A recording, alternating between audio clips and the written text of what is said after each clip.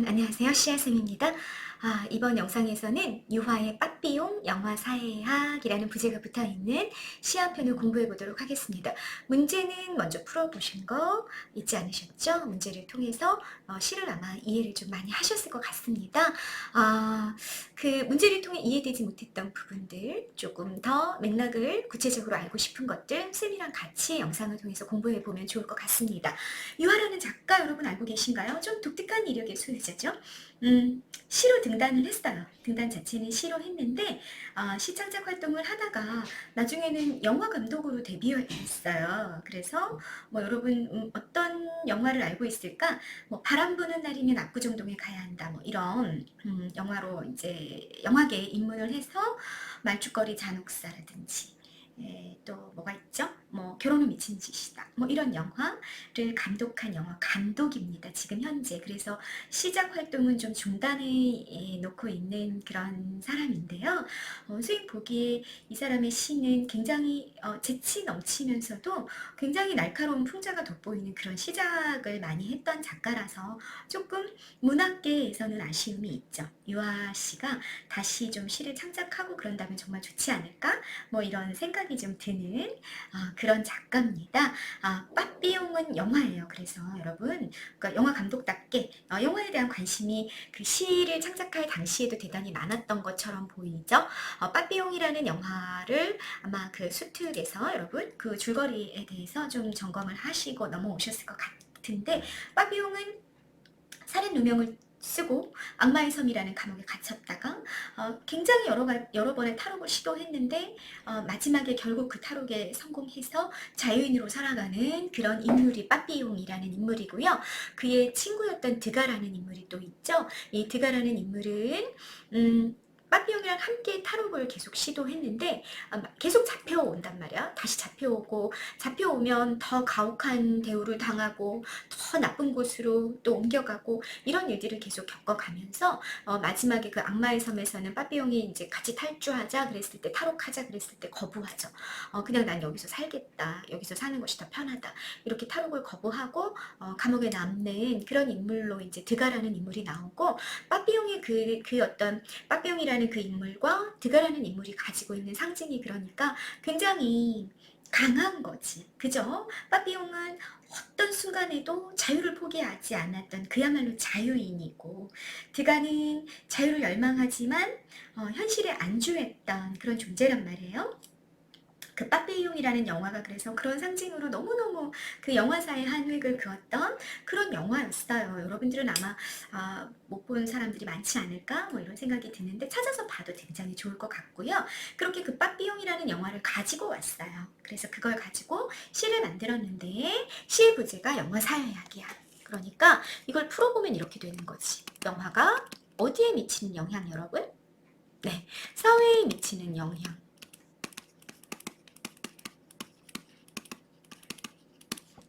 그거를 연구하는 학문을 우리가 뭐라 그래요? 영화 사회학이라고 얘기를 합니다. 여러분, 영화 좋아하시나요? 영화 많이 보시죠? 영화가 사회에 어떤 영향을 미칠까요? 한번 생각해 본 적 있으신가요? 우리가 영화를 왜 보는 걸까? 네, 일단 오락적인 기능 굉장히 강할 것 같아요. 선생님도 그 히어로물 이런 거 되게 좋아하거든요.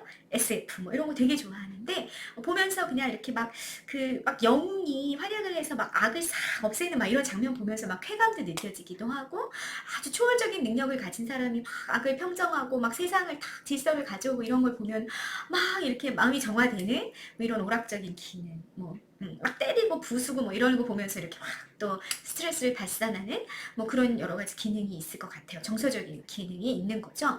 그리고 또 어떤 기능도 있을 것 같냐면 교육적인 기능도 있어요. 이거는 사실은 영화만이 갖고 있는 기능은 아니에요. 문학을 포함한 모든 예술 작품들이 사실은 인간에게 그런 기능들을 다양한 기능들을 갖고 있죠. 근데 영화가 굉장히 직접적이지 않을까? 시각적인 자극을 아주 직접적으로 주는 갈래이기 때문에 영화가 교육적인 기능 보면서 깨달음을 얻는 거죠. 그래 이렇게 살아야 되겠구나. 어떤 바람직한 삶의 지향 뭐 이런 것들을 생각해 보게 되는 거죠. 공동체가 얼마나 소중한지 이런 것들을 느끼게 된다든지 이런 깨달음을 주는 기능을 하기도 할 거고 그리고 여러분 사회 비판의 기능도 대단히 잘 담당하는 게 영화죠.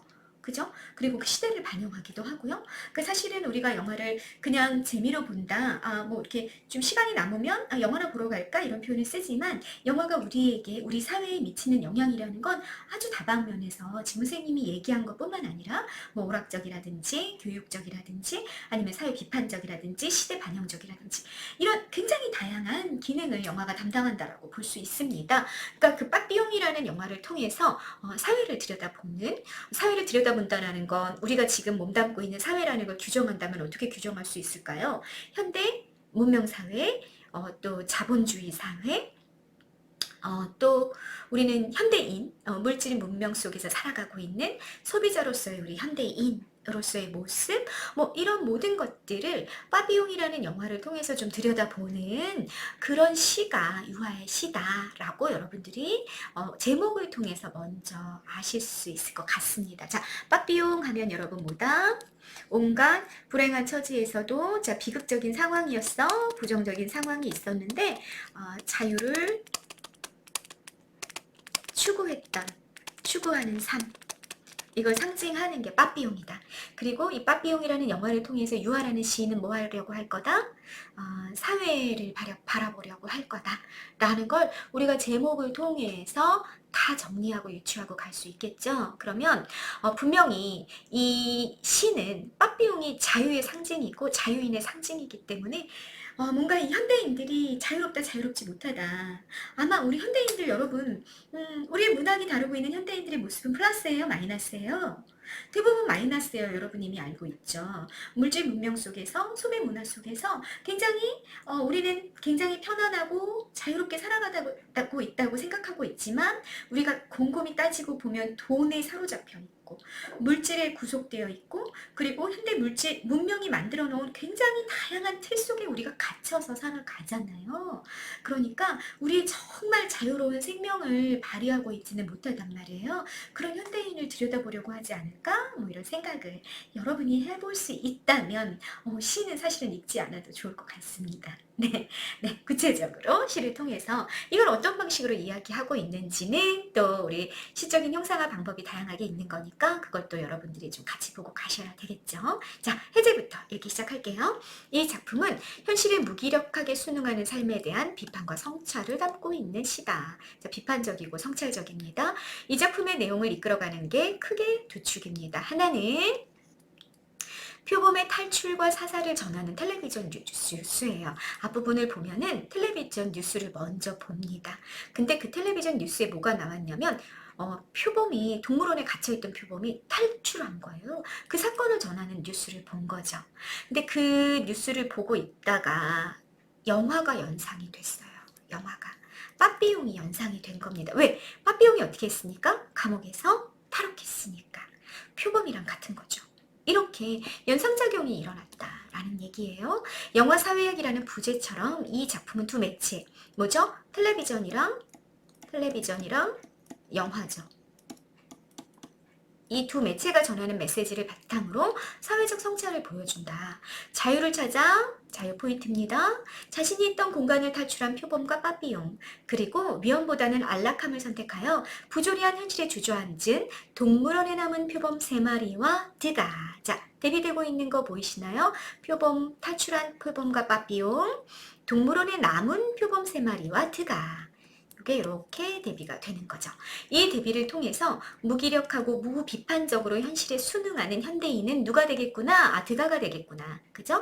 동물원에 남아있는 표본 3마리가 현대인이 되겠구나. 그래서 그런 현대인의 삶과 세태를 비판하고 성찰하고 있는. 그럼 여러분, 현대인이 아닌 사람들이 지금 여기 있나요? 이 시를 창작한 유화라는 시인을 비롯하여 시적 하자, 그리고 이걸 읽고 있는 독자들 모두 다 현대인들이죠. 그래서 내 삶을 돌아보게 만드는, 내가 자유를 포기한 채 얻고 있는 이 안락한 삶이라는 것이 과연 얼마나 가치가 있는 것인가? 이런 걸 성찰하게 만들어주는 시가 이 시다라는 얘기가 해제에 정리가 되어 있습니다. 됐죠? 성격이 비판적이고 성찰적이고 풍자적이다 라는 거고요. 주제, 무기력하게 현실에 순응하는 삶에 대한 비판과 성찰이다. 다 이해되시죠?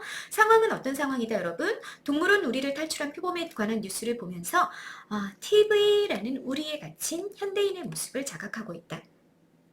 그러니까 이렇게 되는 거죠. 여기 TV가 있어.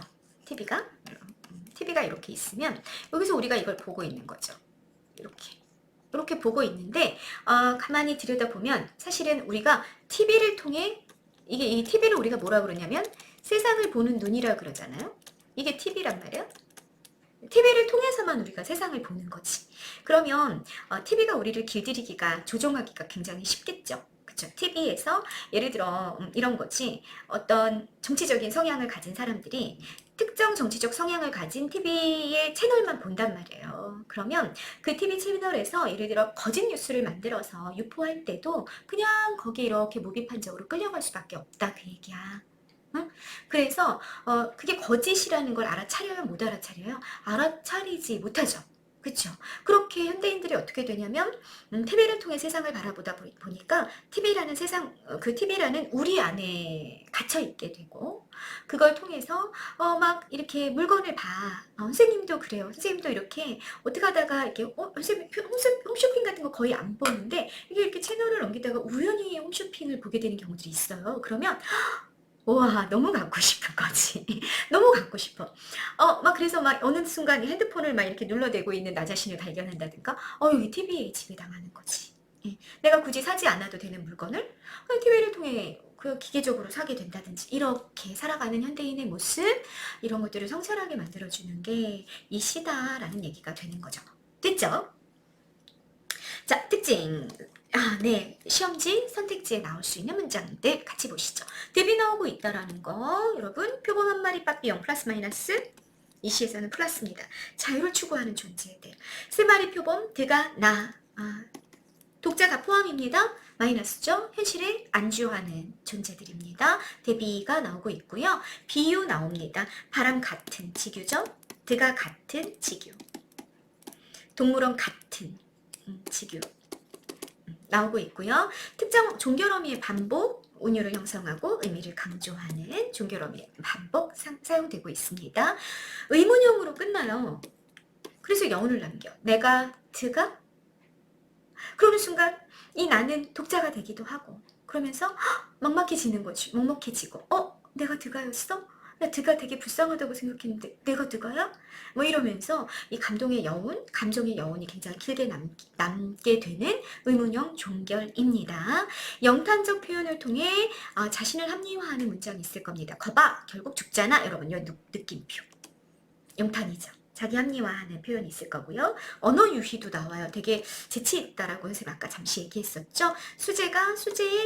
수제의 수제가 겹쳤다. 이때의 수제는 물 숫자 앞에는, 뒤의 숫자는 짐승 숫자 해서 앞에 수제는 홍수가 나가지고 홍수가 나서 이제 물로 인한 재앙이란 뜻이고, 뒤의 수제는 표범이 탈출한 거야.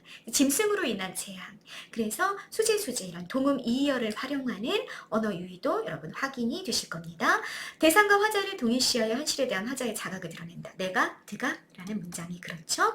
또 여러분 여기 중요한 표현법, 이런 시험 문제 참 많이 출제됩니다. 의도적인 행간 걸침을 통해 시적 긴장감을 조성하고 있다. 우리 이따가 확인하실 겁니다. 네, 구체적으로 본문 한번 들어가 보세요. 아침 TV에 사건이 나오는데 뭐냐면 이제 TV 뉴스 프로를 먼저 보는 거야. 아침 TV에 난데없는 표범 한 마리 물난리의 북새통을 틈타 서울대공원을 탈출했단다. 자, 표범. 자유를 추구해서 동물원 우리를 탈출한 존재죠. 빠삐용입니다. 뒤에 가보면 물난리의 북새통, 법석이는 틈을 타서 탈출했단다. 뭐뭐했단다. 여러분, 간접화법이죠. 간접 인용한 거죠. 텔레비전 뉴스로 들은 사실임을 알려주는 겁니다. 자기가 직접 본 게 아니에요. 간접 경험을 한 거야. 텔레비전 뉴스로 간접화법 나와 있고요. 수제가 겹쳤다. 아까 말씀드렸죠. 동음이어의 언어유희 나와 있고요. 수제가 겹쳤다고 했지만 물난리에 짐승으로 인한 재앙이 겹쳤다고 했지만 일순 마주친 우리 속 세 마리 표범. 여러분 이거 한번 보세요. 여기 일순 마주친 하고 사실은 이 문장에 이 수식하는 건 뭐야? 세 마리 표범이잖아. 그러니까 이 문장은 사실은 어디 와 있어야 돼? 일순 마주친과 같은 행위에 있어야 되는 거예요. 그런데 여러분 어떻게 한 거야? 얘를 띄어내버린 거죠. 이걸 이렇게 딱 끊어내버렸단 말이야. 이걸 우리가 뭐라 그런다? 행간 벌침, 의도적, 행갈이라고 얘기하게 되는 거죠. 이해되시죠, 여러분? 그럼 이렇게 하는 순간 어떻게 되냐면 일순 마주친에서 딱 멈칫하는 거야, 우리가. 행이 갈릴 때 우리가 좀 쉰단 말이야. 휴지가 존재한단 말이에요. 휴자. 쉬고 멈추는 게 존재하는 게 시행이 이렇게 딱 끊어져서 다음 행으로 갈 텐데 일순 마주친 하는 순간 우리가 멈칫하면서 시적인 긴장감이 생겨나는 거지. 그러면서 뭐가 강조가 돼? 앞에 있는 단어가 강조가 돼요. 우리 속 세 마리 표범에 딱 집중, 주목하게 되는 거죠. 이해되셨죠? 일순 마주친 우리 속 세 마리 표범. 자유를 찾기보다 구속과 억압에 남은 존재고 안락한 일상을 선택한 존재야. 플러스 마이너스 마이너스예요. 그들의 우울한 눈빛. 왜 우울한 눈빛을 하고 있을까? 화자에게 왜 그들이 우울한 눈빛으로 비춰졌을까? 왜? 무기력하게 비춰졌기 때문에 그런 거죠. 그래서 그 눈빛이 서늘하게 하고 또 진짜 긴장 딱 쉬는 거야. 아주 차갑게 내 가슴 속 깊이 박혀버렸다를 부각하게 되는 거죠. 자, 화자의 태도 뭡니까? 자유가 없는 표범, 동물원 우리 안에 남아있는 세 마리 표범에 대한 연민이 드러나고 있는 거죠. 그걸, 이 연민의 정서를, 그러니까 그 우울한 눈빛이 내 가슴에 깊이 박혔다는 얘기는 쟤들은 참 저렇게 탈출하지 못하고 자유를 얻지 못하고 갇혔구나. 이렇게 이제 먹먹하게 생각을 한 거잖아. 연민의 정서라고 볼 수 있습니다. 한순간 바람 같은 자유가 하고 또 의도적 행갈이 나타났어. 의도적 행갈이 계속 보이죠? 자유가 무엇이길래 이렇게 묶여야 된단 말이야. 그런데 딱 끊어내버린 거죠. 바람 같은 자유, 표범 한 마리, 탈출한 표범 한 마리가 추구한 이상적 가치가 뭐다? 자유다. 별표 체크하시고요. 같은 지규 쓰였고요. 무엇이길래 잡히고 또 잡혀도 파도의 아가리에 몸을 던진 빠피용처럼 총알 빗발칠 폐허의 산속을 택했을까? 자, 화자가 생각하는 거죠. 도대체 표범 한 마리 굉장히 자기가 도망치면 폐허의 산속에 총알이 빗발쳐 잡을기 위해서. 근데 왜 거기로 간 걸까? 라는 생각을 한 거야. 자, 그게 바로 이 표범 한 마리가 누구 같다는 생각을 하면서 빠삐용 같다고 생각을 하면서. 그죠? 자, 다시 보십시다.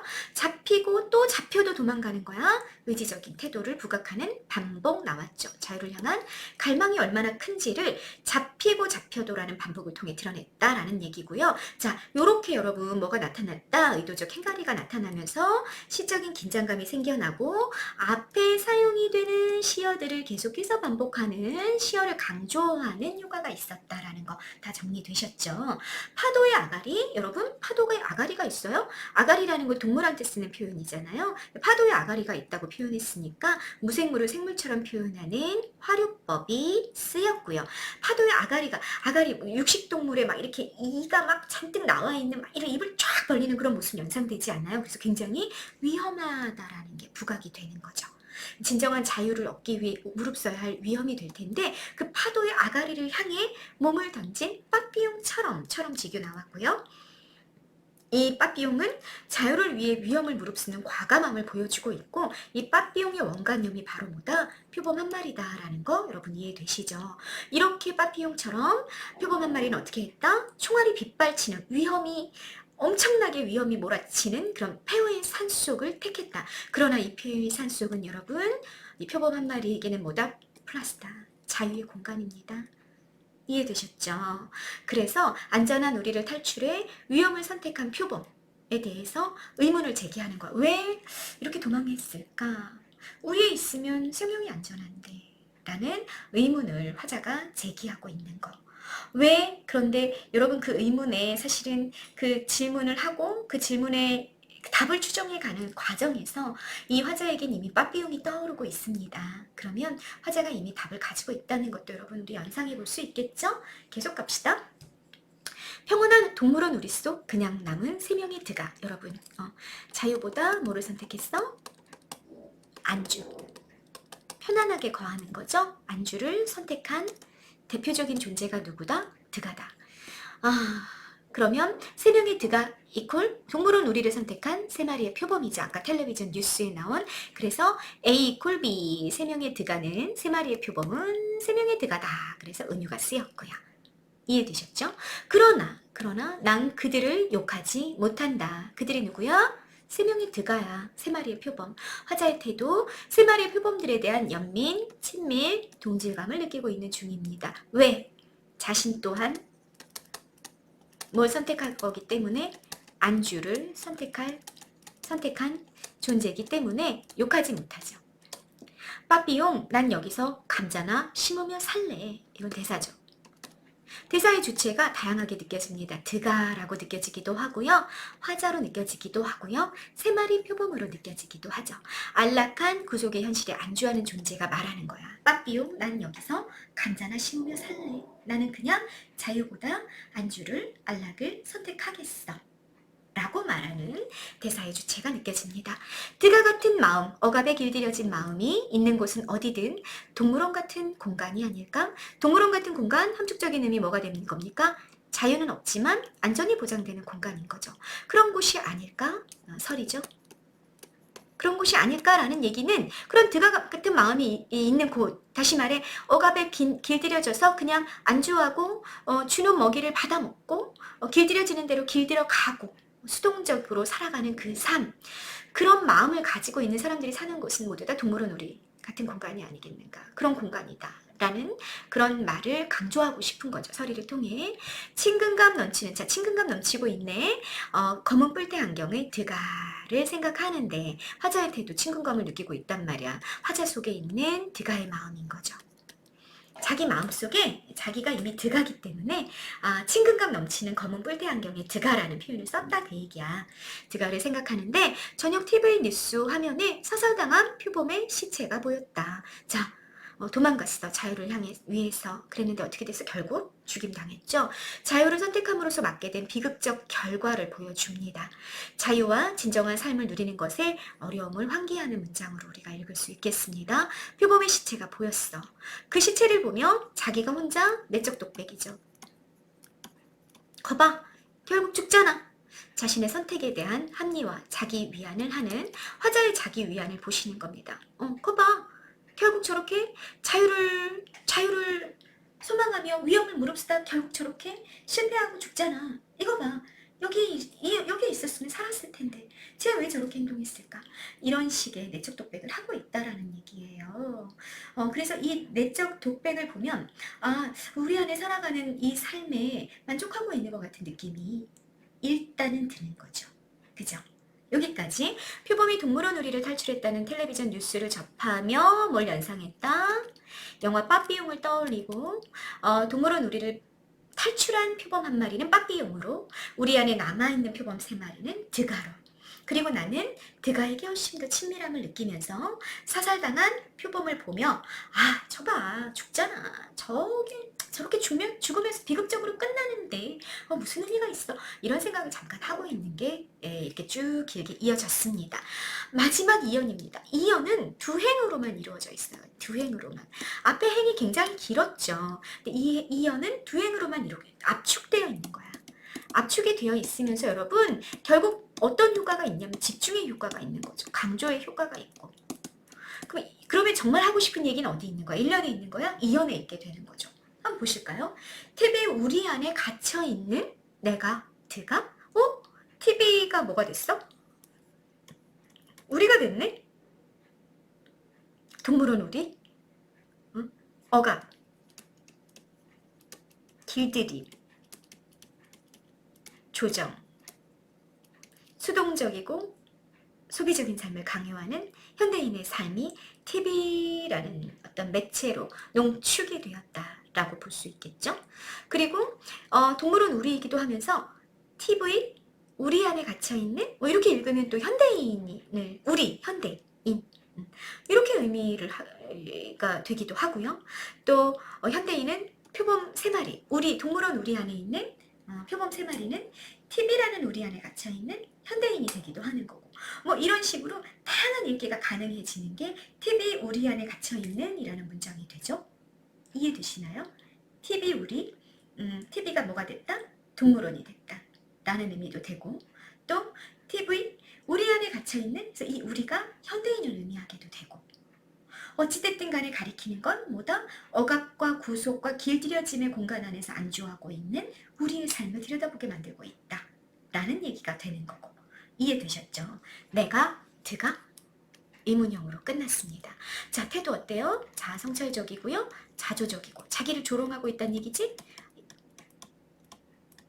냉소적이고 차가운 비웃음이고요. 그리고 풍자적이기도 하죠. 그죠? 그래서 이렇게 TV에 조종당하고 TV에 길들여지고 있는 현대인 내가 드간가? 그러면 나는 불쌍한 존재인가? 이렇게 살아가는 삶이 불쌍한 삶은 아닌가? 뭐 이런 성찰을 시적 화자가 시작하면서 끝난 겁니다. 그래서 대단히 시적 여운이 남는 거죠. 텔레비전이라는 우리 속에 갇힌 자신을 깨달으면서 끝났다라는 얘기입니다. 여러분 어떠세요? 여러분도 드가라는 생각이 드십니까? 내가 드가라는 생각 여러분은 어떻게 하고 계십니까? 네. 마무리 정리해 보시겠습니다. 시의 상징성이 제일 중요할 거예요. 이 시에서는 표범 한 마리 플러스 세 마리 표범 마이너스 동물은 우리를 탈출했다 사살당하고 바람 같은 자유를 얻기 위해 위험을 무릅쓰는 빠삐용에 비유되는 존재가 표범 한 마리고요. 세 마리 표범은 우리를 탈출하지 않고 남아있는 감옥에서의 평온한 삶을 선택한 드가의 비유가 되고 있다. 이 시의 상징적인 의미 여러분 잡고 가시고요. 이 대비를 통해 평온한 삶에 길들여진 화자의 삶을 성찰하고 TV 이퀄 동물원 우리의 지배 당한 채 현실의 안주에 순응하며 살아가는 현대인의 모습을 비판하는 현대인을 비판하는 시다라고 정리하시면 되겠습니다. 자, 두 번째 중요합니다. 영화 사회학이라고 그랬잖아요. 시에 등장하는 대상이랑 영화 속 인물들의 관계, 영화와 텔레비전 뉴스와의 접목을 통해 주제의식을 드러내고 있는 시이기 때문에 이 매칭이 대단히 중요하겠다. 텔레비전은 현대인의 삶을 지배하고 현대인들이 오로지 간접 경험만으로 살아가게 만드는 그런 매체고 그것이 곧 영화와 매칭이 되고요. 우리 밖의 표범은 자유를 찾아 탈출한 빠삐용의 우리 속의 표범은 자유를 포기하고 살아가는 드가의 요렇게 매칭이 되고 있더라. 시적 화자는 빠삐용보다는 드가 같은 삶을 살아왔고 지금 현재도 그렇게 살아가고 있는 존재이며 그것이 바로 화자만 에만 국한되는 것이 아니라 현대인이기도 하다라는 비판의식을 드러내고 있는 시다. 자, 텔레비전과 영화가 어떻게 이렇게 병렬 구조로 가고 있는지 여러분 점검하시면 되겠습니다. 자, 텔레비전의 의미가 변화하는 것도 여러분 섬세하게 보실 필요가 좀 있겠습니다. 1년에서는요. 텔레비전 안에서는 무슨 일이 일어났냐면 표범의 탈출과 죽음이 일어났어요. 자유를 구속하는 일이 일어났죠. 텔레비전 밖에서는 어땠냐면 이게 텔레비전 밖은 화자가 있는 공간이잖아요. 무슨 말인지 아시겠죠? 이렇게 텔레비전이 있고 여기서 사건이 일어났고 그걸 밖에서 화자가 봤단 말이야. 1년에서는 그리고 자기가 구속된 존재다. 자유를 포기당하고 그리고 안주하고 있는 존재라는 인지를 하지 못한 상태에 있었어요. 텔레비전 밖은 그러니까 자유의 구속을 인지하지 못하고 있는 공간이었던 거지. 1년까지는. 그래서 커봐 저봐 표본 결국 죽었잖아 막 이런 생각을 하고 있었던 거죠. 그런데 2년으로 넘어가게 되면 텔레비전 안 다시 말해 이게 이렇게 오히려 이게 전도가 되는 거야. 이게 아니고 이게 바뀌었잖아요. 그런데 텔레비전 우리 안에 갇혀있다 하는 순간 우리는 갇힌 존재야. 갇힌 존재. 그러니까 여기가 밖이 아니 되는 거죠. 그리고 텔레비전이 밖이 되는 거야. 무슨 말인지 아시겠죠? 그러니까 텔레비전 우리 안에 갇힌 이런 이연의 문장 때문에 이 텔레비전 안이 돼버리는 거야. 이 화자가 있는 공간이. 그래서 화자가 자신을 갇혀있다. 내가 드가? 이런 생각을 하잖아. 자유의 구속을 인지하게 된다라는 얘기입니다. 텔레비전의 의미 변화. 이해되십니까? 여러분. 보이세요? TV 우리 안에 갇혔다. 그러니까 여기 1년까지는 자 다시 선생님 다시 한번 정리해 보세요. 여기까지는 화자의 위치가 TV 밖이었단 말이야. TV 안에서는 이제 표범 그 사설 사건이 막 일어나고 있었고요. 그런데 여기 가면 TV가 우리가 되면서 화자의 위치가 뭐로 바뀌어 있다? 화자의 위치가 TV 우리 안에 갇힌 거니까 TV 안에 갇힌 게 돼버리는 거죠. 그걸 깨닫게 되는 내가 TV라는 우리 안에 갇힌 존재구나 라는 걸 깨닫게 되는 그 진술이 내가 드가 라는 그런 진술, 그 의문형 종결이 된다 그 얘기입니다. 요거 이해되셨죠? 요거 별도 체크하시고요. 네, 요렇게 TV 뉴스 그리고 영화 그리고 TV라는 어떤 대중 매체 안에 갇혀있는 우리 현대인 이런 것들이 이렇게 복잡하게 병렬로 엮어가지고 현대인의 삶을 비판하고 성찰하게 만들어지는 시 빠삐용이라는 시 한 편을 보신 겁니다. 네, 조금 복잡하게 느껴지셨나요? 내용을 다시 한번 정리해 보시고 주관식 테스트를 통해서 어떻게 현대인을 성찰하고 있는지 재치 넘치는 유화의 시 기법을 좀 이해하고 가신다면 정말 재미있는 시 한 편을 공부하신 게 될 것 같습니다. 네, 빠삐용이라는 시였습니다. 이번 영상 여기까지 찍겠습니다. 감사합니다.